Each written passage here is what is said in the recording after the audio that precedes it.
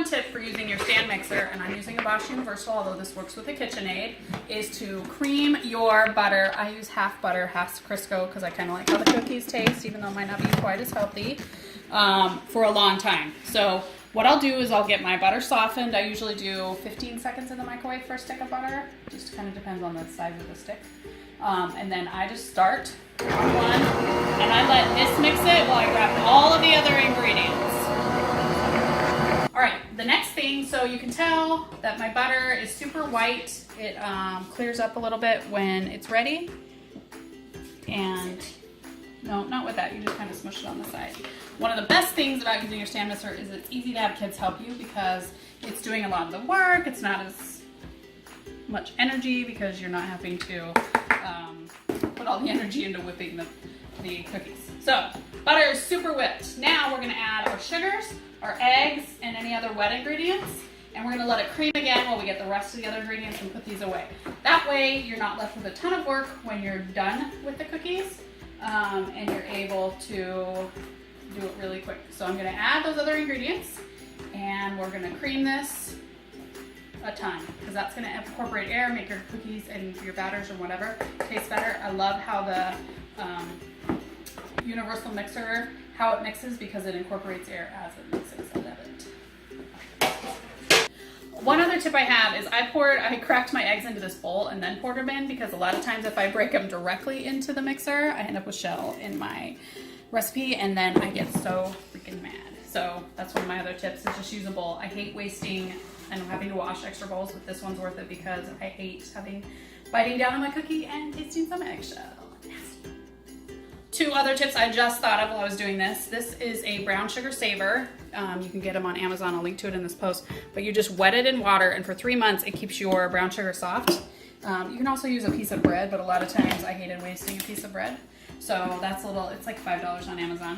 One other thing I do is we are 4 timesing this recipe, Paige, which is a great way to work on fractions with your kids.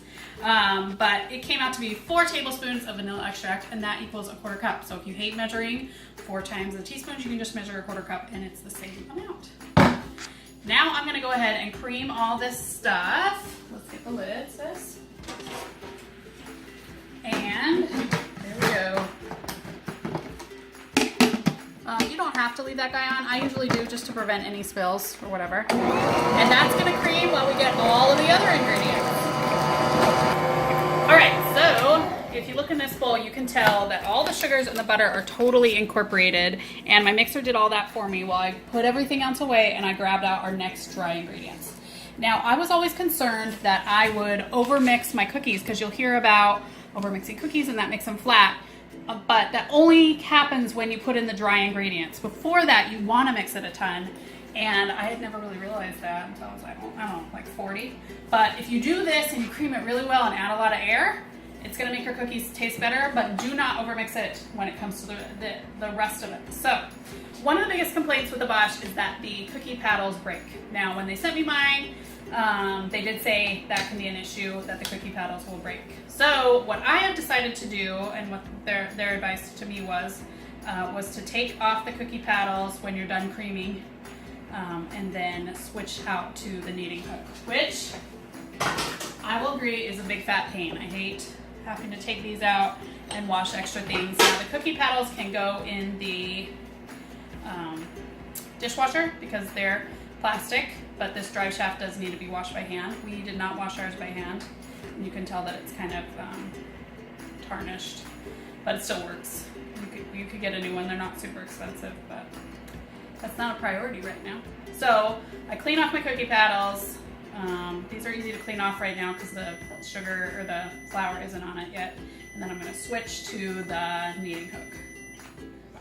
Switch it right now. It's not that hard to shove it in. Now if you switch it after you add the flour and stuff, it does get a little bit painful, so I try and switch it now, and it still does a good job. All right, so now that this is on, we're ready to put in all of our dry ingredients. We're gonna go ahead and do that. One of the best things you can do with homemade cookies is make them extra healthy. So I'm gonna add some whole wheat flour. I have the Nutrimil wheat grinder because I make bread, and I grind my own wheat, so that's that.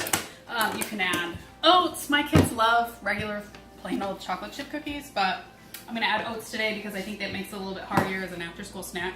You can add flax, you could add all sorts of different things that you think can make it healthy. I even have a post about using beans instead of half the fat, which works okay if you're gonna eat your cookies right away, but I wouldn't use it all the time because it's beans in your cookies. All right, we're gonna go ahead and add the dry ingredients. I'm gonna do half whole wheat and half white flour, and you won't really be able to taste the difference because of the oats and all the other things in it. All right, let's go, Paige. All right, so we kind of accidentally quadrupled this recipe. That wasn't really my intention, but I plopped in like the whole cup of Crisco and then it was there. So we just decided to quarter it. My KitchenAid could never take this many cookies. It would totally have come out. So the nice thing about this is you can just put on the lid. Now we're probably gonna be hitting our lid by the end of this, but it'll keep our kitchen cleaner because the lid covers the whole thing. So we have everything in there. We have our whole wheat flour, our white flour, our oats, and it's all mixing it. Now I'm not using the cookie paddles as we talked about earlier. I'm using the dough hook, but it still, look, does a great job.